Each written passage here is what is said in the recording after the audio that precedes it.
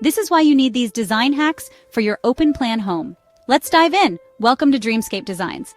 Today, I'm here to show you 5 easy tips to define zones in your open plan spaces. Let's get started. First up, rugs.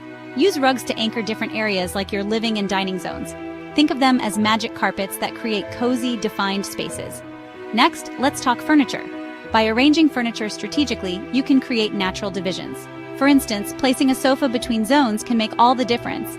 Lighting is another fantastic way to separate spaces. Add pendant lights or lamps to visually set apart different areas. Trust me, it's a bright idea. Partitions are your flexible friends.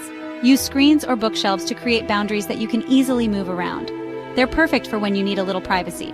Last but not least, color. Define areas with accent walls or contrasting hues. It's an easy way to add personality and structure to your space. Combine these tips to make your open plan space functional and stylish. Like and subscribe for more design ideas. Until next time, keep dreaming and designing with Dreamscape Designs. See you soon!